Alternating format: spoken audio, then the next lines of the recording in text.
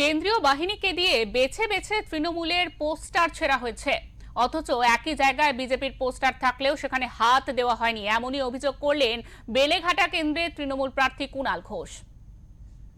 যে বিজেপির নির্দেশে এবং কেন্দ্রীয় বাহিনীকে অপব্যবহার করে চক্রান্তমূলকভাবে তৃণমূলকে কিছু কিছু জায়গায় হ্যারাস করার চেষ্টা হচ্ছে। এখানে বিজেপি বলে কিছু নেই, বিজেপির ওয়ার্কার নেই, জনসমর্থন নেই, শুধুমাত্র কেন্দ্রীয় বাহিনীকে দিয়ে গুন্ডামি করানো হচ্ছে। এবং পুলিশ যেন এত বদলি টদলি হয়েছে তো পুলিশ যেন কোনো প্রভাবিত না হয়। গতকাল রাতে এখানে সেন্ট্রাল ফোর্সের নাম করে ঘুরে বেছে বেছে তৃণমূলের হোর্ডিংগুলোকে ছেঁড়া হয়েছে, নামানো হয়েছে, যেখানে একই জায়গায় বিজেপির সমস্ত হোর্ডিং, পোস্টার, ব্যানার রয়েছে, তাদের টাচ করা হয়নি।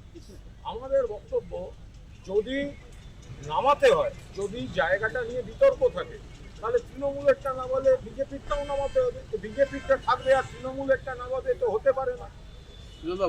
সিনেমার ব্যানার, হোর্ডিং, যাতে দলের কোনো নাম নেই, দলের প্রতীক নেই, এবং আমি ইলেকশন কমিশনের খাতায় এখনো কিন্তু আমি প্রার্থী নই, কারণ আমি মনোনয়ন জমা দিইনি।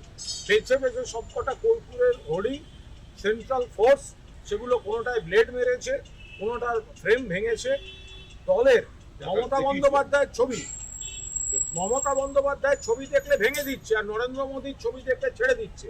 আমরা পরিষ্কার বলে দিলাম, আমরা কোনো প্ররোচনায় পা দেব না, কিন্তু আমাদের সৌজন্যকে কোনো দুর্বলতা ভাববেন না। কিন্তু যদি বিজেপির লোক নেই, জন নেই, দিল্লি থেকে পাঠানো গুন্ডা বাহিনীকে ব্যবহার করে করেন, আর এখানে বেলেঘাটা থানা চোখ বুজে বসে থাকে, এসব কিন্তু অ্যালাউ করা হবে না। আমরা আইন হাতে তুলে নিচ্ছি না, আমরা কেউ কোনো কিছু করছি না, কিন্তু আমরা আপনাদের দৃষ্টি আকর্ষণ করছি। অন্যায়ভাবে বিজেপি একটা নালিশ করে দিল, আপনি সঙ্গে সঙ্গে তৃণমূলের কাউকে গিয়ে তুলে আনলেন। সেন্ট্রাল ফোর্সের নাম করে যদি বেরোয়, সেন্ট্রাল ফোর্সের নাম করে বেরিয়ে বেছে বেছে সমস্ত মমতা বন্দ্যোপাধ্যায়, অভিষেক বন্দ্যোপাধ্যায় লাগানো ছবি লাগানো হোর্ডিংগুলোকে ছিঁড়বে, ভাঙবে, আর নরেন্দ্র মোদী, অমিত শাহ হোর্ডিং রেখে দেবে। এই ধরনের কাণ্ড কারখানা বেলেঘাটায় আমরা বরদাস্ত করবো না। আমরা সেটা প্রথম দিনই বুঝিয়ে দিয়ে গেলাম।